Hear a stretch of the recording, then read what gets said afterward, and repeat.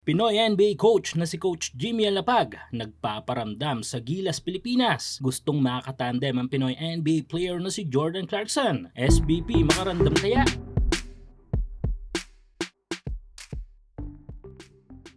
So though naka-break ngayon ang FIBA Federation para sa kanilang mga basketball event, ay patuloy naman ang pagpapalakas ng iba't ibang mga national team para sa mga susunod na laban ng kanilang mga kupunan. Well, ang ating national team ay literal na break ngayon dahil nga sa ongoing pa rin ang conference ng ating pambansang liga na PBA. Since karamihan ng mga players natin ay lumalaro dito at idagdag pa natin ang pagiging busy ng ating head coach na head coach din ng kupunan ng Gin Kings. Pero since wala pang mga activities para sa ating national team, ay baka pa pwede namang mapansin ng mismong samahang basketball ng Pilipinas ang mga possible development sa ating lineup dahil sa ngayon ay may ilang mga individual na nagpapaabot ng interes na makakatulong sa ating pambansang kupunan. At isa na nga dito ay ang NBA coach, si Coach Jimmy Alapag. Sa ngayon ay nakapahinga si Coach Jim matapos mag-part ways nito sa NBA team ng Sacramento Kings bilang parte ng kanilang coaching staff. At since naging parte ito ng isang organisasyon ng isang NBA team at tumagal ng ilang season, ay tiyak na may mga darating na offers sa ating kababayan mula din sa ibang mga kupunan sa NBA or NBA G League. Pero ang good thing sa Gilas Legend ay habang naghihintay ng susunod na mission nito as a coach ay nakabaling ang kanyang interes sa ating national team. Sa katunayan,